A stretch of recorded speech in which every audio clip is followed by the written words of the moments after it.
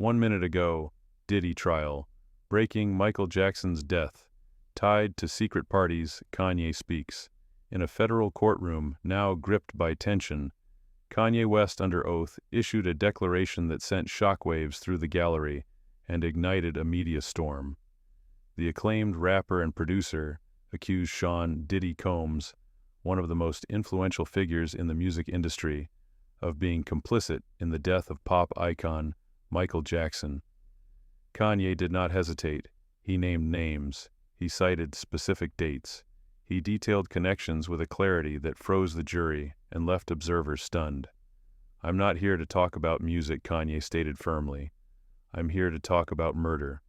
According to West, Diddy was not only a music mogul, but a central figure in what he described as a hidden power network, a group of industry elites capable of orchestrating careers and, when necessary, endings. His testimony, reported by Inner City Press, implicated Fahim Muhammad, now head of security for Diddy, as a key operative in this alleged conspiracy. Muhammad, a former member of Michael Jackson's security team during the final months of the singer's life, was hired shortly before Jackson's death in 2009. At the time, he was in his early 20s and had just graduated from Sacramento State. Kanye questioned how someone so inexperienced was entrusted with the safety of one of the most iconic and vulnerable celebrities on the planet. The allegation cut deep. Kanye claimed Michael Jackson had feared for his life. In a voicemail played to West by the Jackson family, Jackson whispered, "Tell them it's Puffy, he knows. He's here." Kanye cited this as evidence that Jackson believed he was being targeted, and that Diddy, known also as Puffy, was behind the orchestration. Michael knew, Kanye stated plainly. The courtroom, already tense from weeks of troubling testimony in Diddy's ongoing federal trial, was silent as Kanye recounted the connections between Fahim Muhammad and Diddy. According to Kanye, Muhammad had long-standing ties to Combs well before his assignment to Jackson's team. His role, West argued, was not protective but controlling. He went further. Kanye drew a chilling parallel between Jackson's fate and his own recent experiences. He claimed that the same handlers who attempted to institutionalize him, particularly citing his former trainer, Harley Pasternak, were part of the same network. Pasternak had allegedly threatened Kanye with psychiatric confinement if he didn't comply with industry expectations. Michael had his own Harley, Kanye said. Only he had the keys to his house, his medicine, and his life. West alleged that the Jackson home's security system inexplicably failed on the night of Michael's death, and that security footage was erased. These failures, Kanye suggested, were not coincidental. He tied the Diddy tunnel footage, which federal agents reportedly failed to recover during raids, to similar patterns of deletion and cover-up. The rapper also mentioned the lawsuit filed by Lil Rod, which names Fahim Muhammad as the enforcer behind a criminal network linked to Diddy. Kanye emphasized that the lawsuit accused Muhammad of making people and problems disappear. "First Michael Jackson," Kanye said, "then me. Who's next?" This question hung in the courtroom unanswered. Kanye then shifted focus to a broader pattern, one that implicates the music industry itself. He listed artists who, in his view, met suspicious or untimely ends after challenging the system: Prince, Whitney Houston; DMX, Lisa, Left Eye; Lopes, Amy Winehouse. "They silence us," Kanye said, "and they smile while doing it." The courtroom sat in stunned silence. One juror reportedly teared up. Diddy, sitting rigidly at the defense table, did not react, but those watching noted the tension in his jaw, the tightening of his grip on the table's edge. Kanye's words continued to land like grenades. He pointed to the suspicious absence of Michael's long-term security team in the weeks before his death. Fahim Muhammad, he said, was inserted through industry connections tied to Diddy, not chosen by Michael. He described the Wharton School's invitation to Muhammad as a guest speaker as a red flag, citing potential ties to military intelligence. "What kind of bodyguard speaks at Wharton?" Kanye asked the jury. "One with a mission, not a gun." West suggested that Muhammad had access not only to Jackson's scheduled prescriptions and personal fears, but also to his final communications. They knew what Michael was saying because they were listening, he said. With every word, Kanye seemed less like a performer and more like a whistleblower. "I'm not crazy," he said. "I've been silent, but not anymore." His final statement before the judge called recess rang through the courtroom. Michael's death wasn't a tragedy. It was the cleanest business move Sony ever made. With those words, part one of the testimony concluded. What had started as a routine day in court now resembled something closer to a reckoning. As court resumed, Kanye West's tone grew sharper, yet his demeanor remained eerily composed. The rapper didn't backtrack. Instead, he doubled down on what he now called a systematic purge of artists who resisted industry control. With the jury watching intently, Kanye expanded his list of victims. Prince spoke out about masters and ownership. He died alone in an elevator. He described Prince's years-long battle with Warner Brothers over control of his music catalog and how the artist's final appearances became increasingly cryptic. He knew, Kanye said. He warned us all. Then came Whitney Houston. Kanye alleged that she too had tried to speak out. According to his testimony, Houston was aware of industry parties that she later feared could ruin her. She said too much, Kanye added, and suddenly she was erratic. That's how they do it. They paint you unstable so no one questions your death. Kanye transitioned to Lisa Left Eye Lopes, who days before her death in Honduras had recorded a video claiming she was being followed. She said spirits were warning her, Kanye told the court. Then she drove off a road with no barriers. Gone. DMX, Amy Winehouse, all mentioned, all categorized by Kanye as outspoken, non-compliant, and ultimately eliminated. You don't have to believe me, he said. Just look at the pattern. The prosecution attempted to object, but the judge allowed West to continue for now. The gallery remained locked in attention, phones silenced, pens paused. Then Kanye revealed the voicemail. He claimed it was Michael Jackson's final message, played to him by a Jackson family insider. He's here. I know he is. They're trying to take everything. Tell them it's Puffy. Kanye paused. The words seemed to drain the air from the room. He then described Michael's final days, isolated, stripped of his original team, and surrounded by unfamiliar staff. Industry plants, Kanye called them. With security badges, he once again zeroed in on Fahim Muhammad. Why, he asked, was a 20-something with no high-level experience suddenly managing the security of the world's most famous entertainer? And why did Michael's security cameras malfunction that night? Kanye demanded. Why was the footage erased? The comparisons between Jackson and himself grew more direct. Kanye reminded the court of his public conflicts with Adidas, Balenciaga, the Grammys, and even Jay-Z. He connected his own psychiatric threats like the text from Harley Pasternak, suggesting he be taken back to Zombieland, to a broader method of silencing through intimidation. They told Michael, if you go against us, you won't make it to the stage. West implied Jackson had received similar warnings. He quoted a shared message allegedly related to both artists, fall in line or disappear. At this point, Diddy's legal team moved for the testimony to be stricken. The judge declined, but instructed Kanye to stick to first-hand knowledge. He nodded. Then the most damning point of the day. Kanye claimed that Fahim Muhammad helped clear Jackson's hard drives and wipe video after his death. He called Fahim the eraser. And now he said the eraser works for Diddy. He cited the Lil Rod lawsuit again, reiterating that Muhammad was allegedly the one who made problems disappear. First, Michael, Kanye repeated. Then me. Who's next? Then came the unexpected. Kanye pointed at the courtroom. Some of them, he said, sweeping his hand toward the press and the legal teams, are still in this room. Reporters scrambled. The judge demanded an order. But the implications had already spread like fire. The allegations had shifted. This was no longer just about Michael Jackson or even Diddy. It was about an ecosystem, a system designed to protect profit, not people.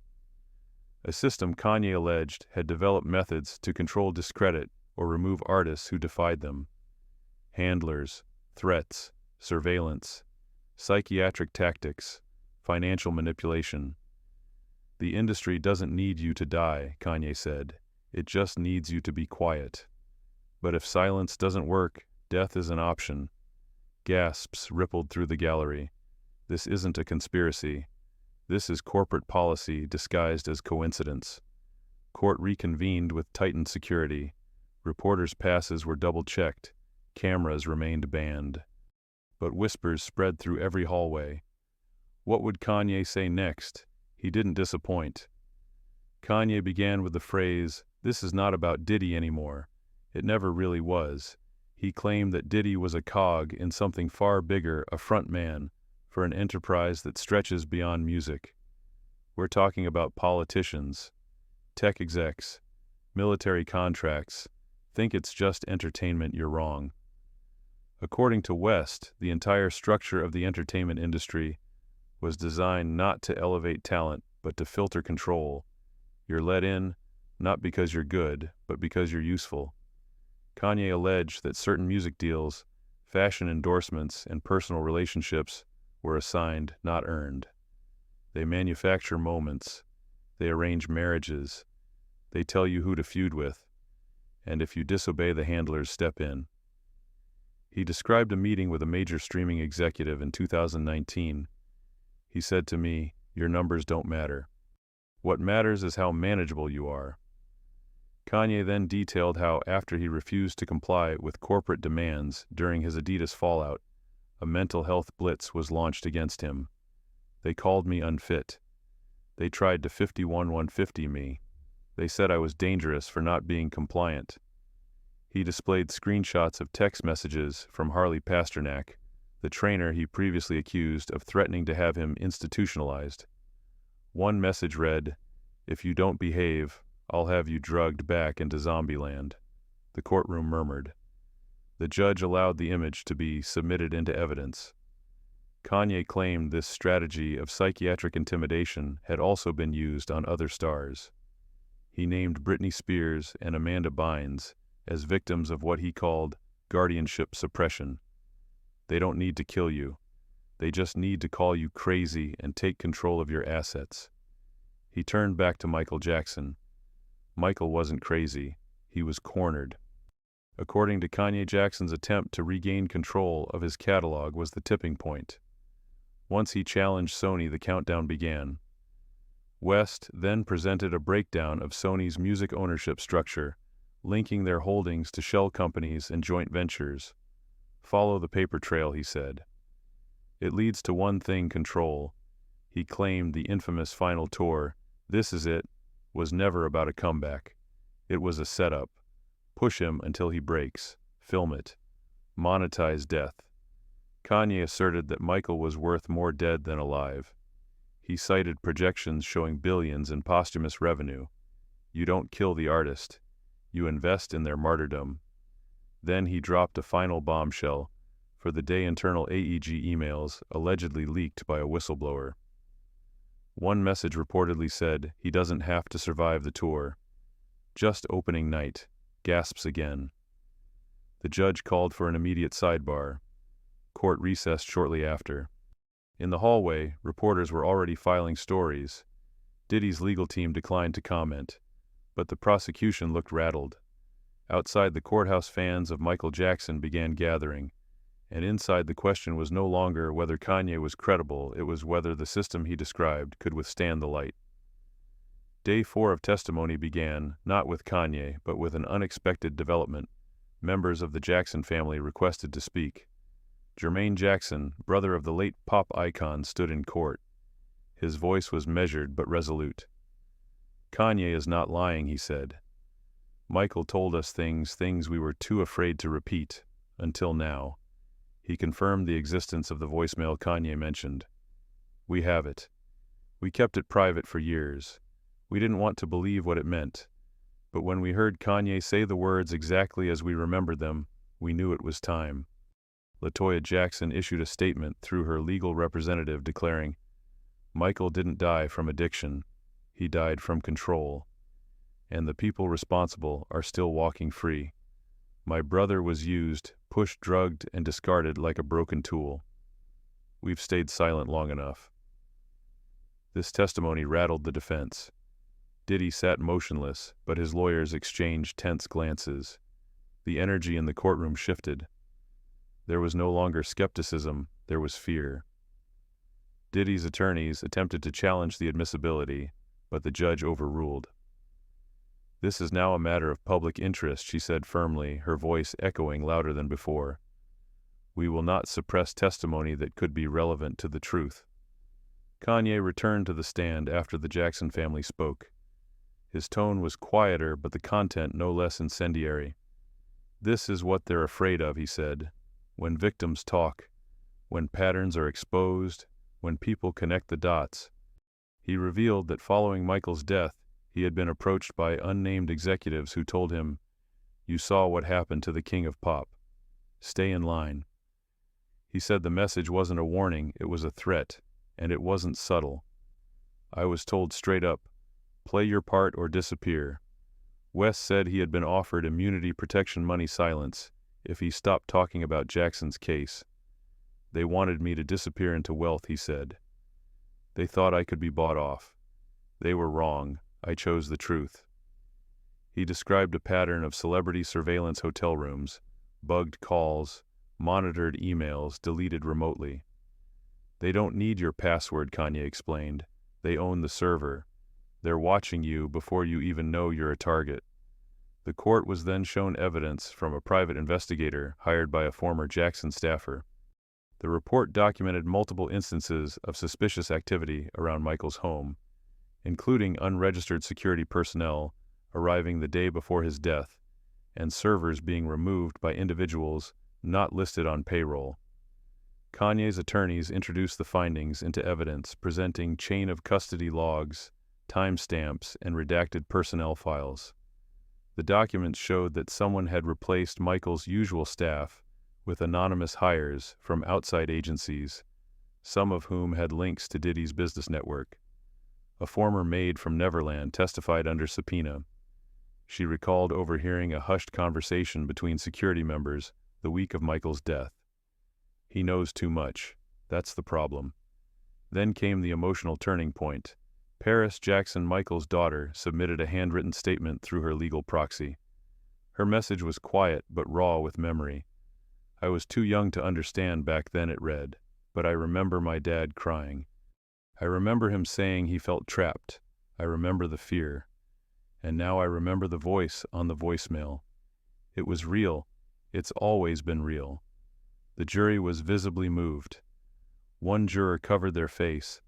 Another leaned back and sighed, their eyes wide.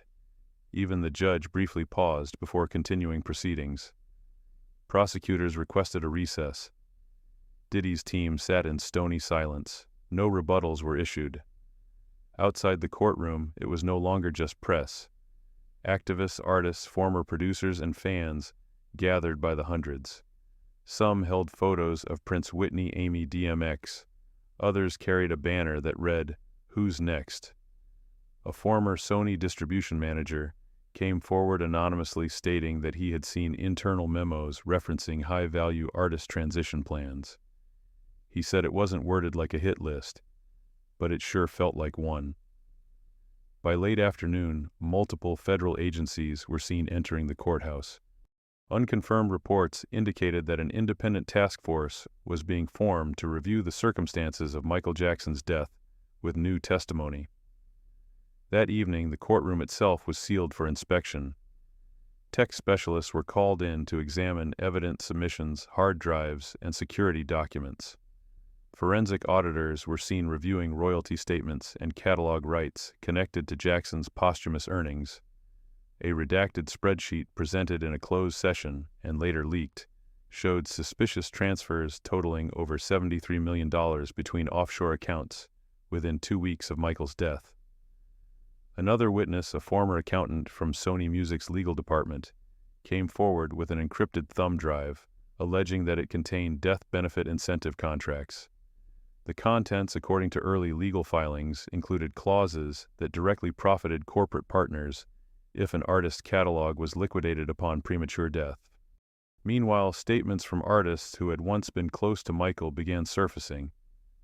A taped message from Quincy Jones was played in court.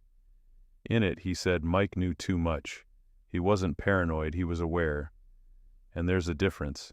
Even Janet Jackson, long silent on the subject, issued a short press statement read aloud by her attorney. My brother lived under surveillance. He died surrounded by strangers. That isn't a coincidence.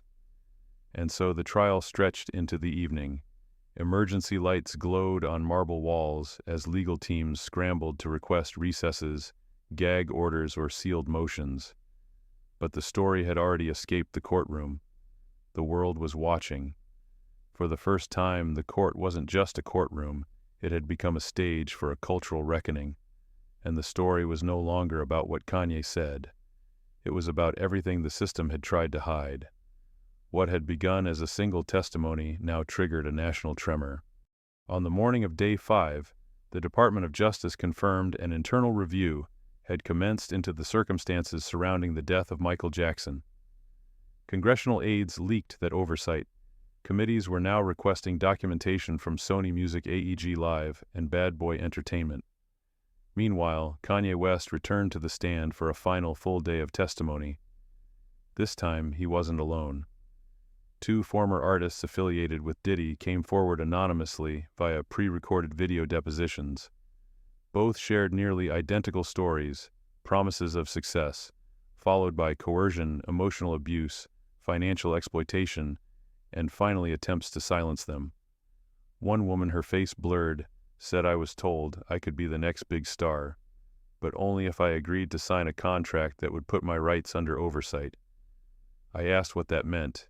They said, you'll find out if you step out of line. The second, a male R&B singer from the early 2000s, claimed that his studio was bugged and that personal videos were used to blackmail him into compliance. I couldn't leave, he said. Every time I tried, someone reminded me of the footage, of what they could leak. Kanye sat silently as the videos played. He said nothing. He didn't need to. The room had changed. When asked by prosecutors to elaborate on the deeper structure behind this alleged machine, Kanye used the term the pyramid. It's not about who's at the top, he said. It's about who protects the top. Lawyers, accountants, stylists, personal trainers, handlers, enforcers, security. Everyone has a job, and none of it is music. He described how artists were deliberately isolated. They take your family out. They fill the space with their people you think you hired, but really they report somewhere else. West then described how Jackson Prince and others had tried to break this structure. They bought catalogs. They spoke up. They stopped being profitable as slaves. So they had to become profitable as martyrs. That line made headlines before the court was even dismissed. Kanye shifted to finances. He revealed that he had previously turned down a $60 million buyout from an unnamed conglomerate money that he alleged was offered to keep him from investigating or speaking about Jackson's death. They told me I could retire early, he said. But when I asked what that meant, they said, go dark, stay quiet, fade away. That's not retirement, that's a muzzle. One of the most shocking moments of the day came when Kanye read aloud a text from a former executive at a top music label, "You're next, if you don't delete that post." He said the message came after he publicly referenced handlers and control contracts. The court called for a break. Diddy's attorneys requested dismissal. The judge denied it. Instead, she called an emergency evidentiary review, citing potential criminal obstruction. Meanwhile, a surprise witness, a former sound engineer who worked on Jackson's This Is It rehearsals, came forward. He testified that Jackson had repeatedly requested copies of his live mic feeds, only to have them disappear. He wanted to document everything the engineer said, but someone always pulled the plug. He added that in the final week, Jackson seemed convinced his room was bugged. Michael started whispering, even off stage, said he could feel someone listening. Then the bombshell. The courtroom was shown unreleased surveillance footage, a grainy but chilling video taken from inside Jackson's rented Holmby Hills mansion just days before his death. The video, leaked from a former staffer's backup hard drive, showed unidentified men entering a restricted part of the house in the middle of the night. None of them were registered on the security logs. Kanye didn't comment. He just closed his eyes. Outside, chaos brewed. Hashtags surged. Commentators on CNN and MSNBC now debated not whether the conspiracy was real, but how far it reached. The dominoes weren't just tilting, they were falling. Day 6 opened under a media frenzy. Barricades lined the federal courthouse. Dozens of camera crews swarmed the steps. Protesters and supporters held signs quoting Kanye's testimony. Inside, a silence settled as the court resumed. Kanye West returned for the final segment of his testimony, now less of a witness, more of a detonator. He began with a question: what if Michael Jackson didn't just die? What if he was made to disappear? Then came the timeline. Kanye laid out the final year of Michael Jackson's life with meticulous detail. The signing of the This Is It tour contract with AEG, the sudden change in his medical care, the replacement of longtime staff with industry-assigned personnel, and the mounting financial pressure despite his catalog's worth exceeding $1 billion. He showed that Michael had begun steps to audit Sony's royalty payments. According to leaked emails, he had written, "I want full accounting. I own 50% of Sony ATV. I want to see where every dollar goes." Weeks later, he was dead. Kanye's voice did not shake. That wasn't a coincidence. That was retaliation. Then he pulled the court back to the voicemail. Kanye briefly addressed Dr. Conrad Murray, the physician convicted for involuntary manslaughter in Jackson's death. He was the fall guy, Kanye said, a disposable pawn in a much bigger game. He claimed that Murray was used to deliver the fatal dose, but never truly knew who was orchestrating the setup behind the scenes. He played it again. Michael's voice was faint, panicked. "They're in the house. Tell them it's Puffy. He knows. He's here. Please protect the kids." Gasps. Audible crying from the gallery. Diddy's defense team objected. The judge overruled. Kanye pointed to Fahim Muhammad again, identifying him as the common thread, Michael's final bodyguard. Diddy's current chief enforcer. Fahim wasn't hired by Michael, Kanye said. He was placed. And that's the difference. He revealed that after Jackson's death, Fahim was listed as the intermediary for the immediate seizure of 2 hard drives that later vanished. Security camera footage from the Holmby Hills mansion was corrupted, overwritten, or outright missing. Then came the corporate trail. A forensic accounting team hired by a whistleblower submitted records showing $73.6 million transferred within 3 days of Jackson's death, routed through shell companies tied to AEG Live, Sony affiliates, and investment firms connected to Diddy's holding groups. It was a liquidation, Kanye said. They harvested a catalog. Next, he brought in testimony from a former Sony lawyer who had anonymously submitted a sworn statement. Internal memos discussed contingency asset retention in case of catalog transition triggered by mortality. The implication was clear: someone expected and planned for Jackson's death. West connected this to what he called a pattern of asset-driven elimination. He mentioned Prince again, who had also demanded control of his masters and was found dead in an elevator, weeks after warning close friends they're watching. He cited Whitney Houston's final hotel stay, where she allegedly voiced concerns to Clive Davis about being followed and drugged. Hours later, she was dead in a bathtub. He mentioned DMX, whose final interviews included cryptic warnings about the people surrounding him. He invoked Amy Winehouse, whose father had publicly questioned the role of industry pressure in her collapse. "This is not a coincidence," Kanye said. "This is a model." He claimed the industry had transformed artist death into business strategy, a clean exit plan with maximum monetization. The courtroom remained frozen. Diddy sat, pale fingers clenched. He whispered into his attorney's ear. The team scribbled notes. But they did not deny the voice, not once. Then the prosecution stood. They submitted an internal memo from Bad Boy Entertainment, labeled Client Stability Protocol, detailing directives for behavior correction containment response and external narrative control. In the margins, Fahim M. The judge reviewed it, then allowed it into evidence.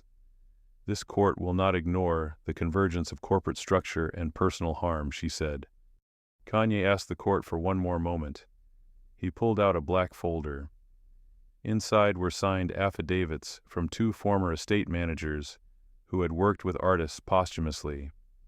One had managed the post-death rollout of Michael Jackson's estate. The other had worked on Prince's. Both claimed they were instructed to maximize public sympathy spike catalog streams and avoid legal inquiry into the deaths. One of them told me Kanye said, "The real money starts once the heartbeat stops." Outside, the Department of Justice announced it was launching a federal investigation into the posthumous management of artist estates. A congressional subcommittee on corporate misconduct scheduled emergency hearings. AEG, Sony, and Bad Boy declined to comment.